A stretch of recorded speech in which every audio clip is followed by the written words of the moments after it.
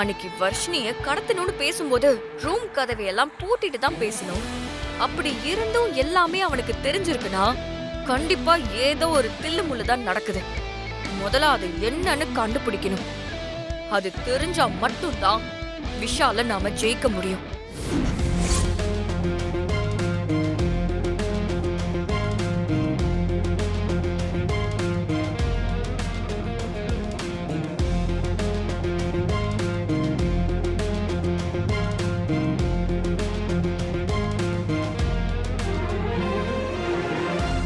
பயத்தை வெளிக்காட்டாதீங்கன்னு உங்களுக்கு எத்தனை தடவை சொல்லியிருக்கேன். இப்படி பயந்த எல்லார்கிட்டயும் மாட்டி விட்டுருவீங்க போல இருக்கு. ராகவ் என்கிட்டயும் ஐ ஸ்பெஷலிஸ்ட பத்தி சொல்லியிருக்கான். ஐயோ, நான் விசாரிச்ச வரைக்கும் அவரு நல்ல கைராசியான டாக்டர்மா. பாருங்களேன், அசோக்குக்கு டெஃபினட்டா பார்வை வந்துரும். எப்படியோடா விஷால், கடவுள் புண்ணியத்துல என் பிள்ளைக்கு பார்வை வந்துட்டா அதுவே எனக்கு போதும். மா, நீங்க கவலையே படாதீங்க. அசோக்குக்கு கண்டிப்பா பார்வை வந்துரும். அப்படி அவனுக்கு பார்வை கிடைச்ச உடனே நாம செய்ய வேண்டிய வேலை, இந்த மண்டபத்துல வச்சு இவனுக்கு கொலை மிரட்டல் விட்டாங்கல்ல,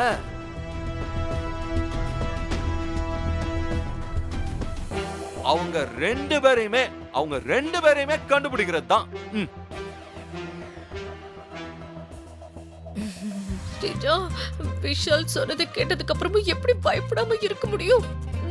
ஏன் என்ன பார்த்தா பயப்படுற மாதிரி தெரியுதா?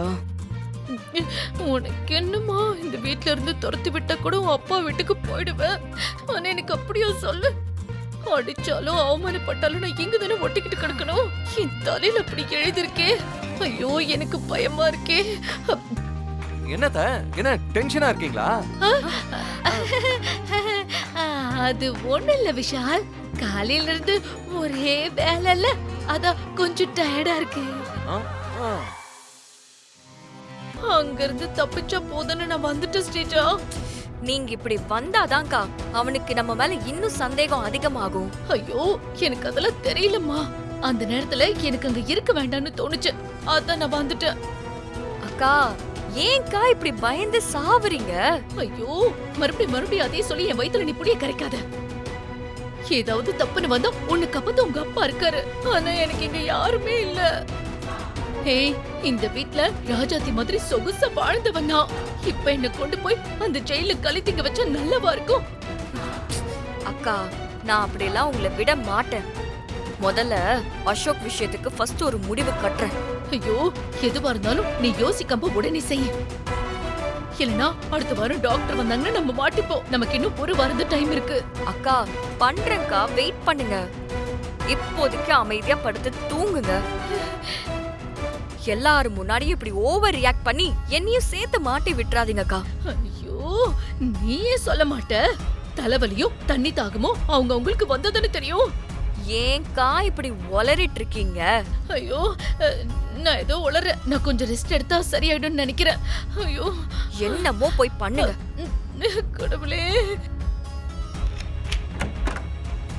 என்ன இவங்க பயப்படுறத பார்த்தா நம்மளையும் மாட்டி விட்டுருவாங்களோ? எதுக்கும் கொஞ்சம் சேஃபா தான் இருக்கணும். எப்படிங்க இத்தனை பேர் இருக்கும்போது எப்படி வாஷா குடும்பக்கு வந்திருப்பான்?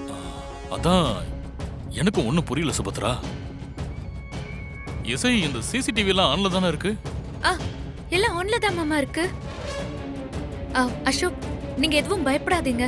எல்லாருமே உங்களை சுத்தி தானே இருக்கோம். வந்தவன் யாருன்னு நம்ம சீக்கிரமா கண்டுபிடிச்சிடலாம்.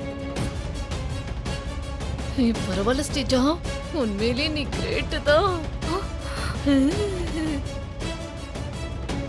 நான் இங்க இருக்கும்போது அசோக் யாரோ கொலை பண்ண பார்த்திருக்காங்கன்னா அது யாரா இருக்கும்? எனக்கு தெரியாம ஏதாவது நடக்குதா?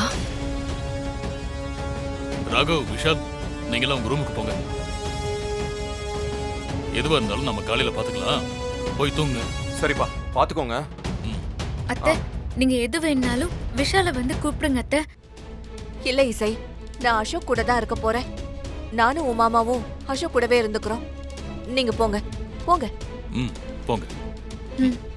வாங்க. நீங்களும் போங்க. வா. சபாஷ் ஸ்ரீஜா, உன்னை நான் பாராட்டி ஆகணும். உன்கிட்ட நான் ஒரு வார்த்தை தான் சொன்னேன், அதுக்குள்ள நீ இவ்வளவு ஸ்பீடா வேலைய ஆரம்பிச்சுட்ட. உன்னால மட்டும்தான் இதெல்லாம் முடியும். ஐயோ அக்கா, விளையாடாதீங்க அக்கா. அசோக்க கொலை பண்ண சொல்லி நான் யாரையுமே அனுப்பல. என்ன சொல்ற நீ? நீ ஆள் அனுப்பலனா அப்ப இங்க வந்தது யாரு? ஐயோ, ஒண்ணுமே புரியலையே. நம்மள தவிர அந்த அசோக்கு கொல்ல பாக்குற இன்னொரு ஆள் யாரா இருக்கும்?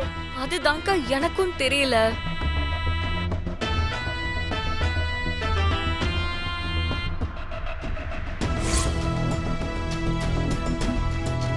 நமக்கு தெரியாம அசோக்குக்கு இன்னொரு எதிரி இருக்கான்னு ஸ்ரீஜா இந்நேரம் யோசிச்சுக்கிட்டு இருப்பா. அதுக்கு தான் நான் அசோக் ரூம்ல அந்த கொலைகாரன் விட்டுட்டு போன மாதிரி நான் ஒரு பட்டன் போனை விட்டுட்டு வந்திருக்கேன். பட்டன் போனா? அது எதுக்கு நீ விட்டுட்டு வந்த? அசோக்க கொலை பண்ண வந்தது யாருன்னு ஸ்ரீஜா தெரிஞ்சுக்கணும்ல, அதுக்காக தான் விட்டுட்டு வந்திருக்கேன். அது ஸ்ரீஜா முதல்ல பார்க்கணுமே விஷால் ஃபர்ஸ்ட். நீ பாரு, அவன் உடனே கால் பண்ணுவா பாரு, அதெல்லாம் பார்த்துட்டு. சரி விஷால், அப்படியே அவ ஃபோன் பண்ணாலும் இப்ப அடுத்து என்ன நடக்க போகுது? இசை, ஸ்ரீஜா இப்போ அசோக் இருக்கிற ரூமுக்கு போய் அந்த போனை எடுக்கணுங்கிறது தான் என்னோட பிளான். அவ அந்த நம்பருக்கு ஃபோன் பண்ணி என்ன மிரட்ட பாப்பா, என்ன வச்சே அசோக்கோட கதையை முடிக்கலான்னு அவ நினைப்பா. ஆனா அவ தப்பு பண்றத நான் ரகசியமா வீடியோ எடுத்து அம்மா கிட்டயும் போலீஸ் கிட்டயும் மாட்டி விட்டுருவேன். அவ்வளவுதான், அவ கதை அதோட முடிஞ்சது. பிளான் எல்லாம் சரிதான் விஷால், ஆனா அசோக் உயிரை வச்சு இந்த ரிஸ்க நம்ம எடுக்கணுமா? அசோக் ஏதாவது ஆச்சுன்னா அப்புறம் நம்ம என்ன பண்றது? ஏய் இசை, என்னை பத்தி உனக்கு தெரியாதா இசை? இவ்வளவு தூரம் யோசிச்சவன் அசோக்கோட சேஃப்டியை பத்தி கொஞ்சம் கூட யோசிக்காம இருப்படா என்ன?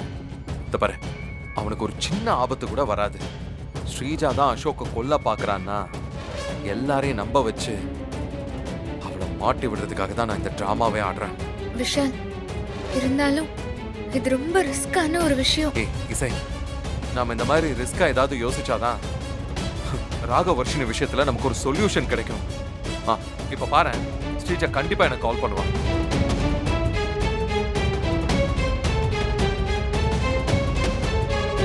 அத்தை, ஸ்ரீஜா, என்ன இன்னும் தூங்கலையா?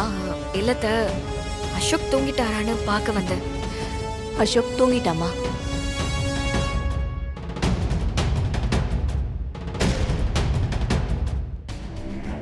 அத்தை, அடி எதுவும் படலையே? அதெல்லாம் ஒண்ணும் இல்ல. ஆ, என்னத்த பொருள் எல்லாம் இப்படி சிதறி கிடக்குது?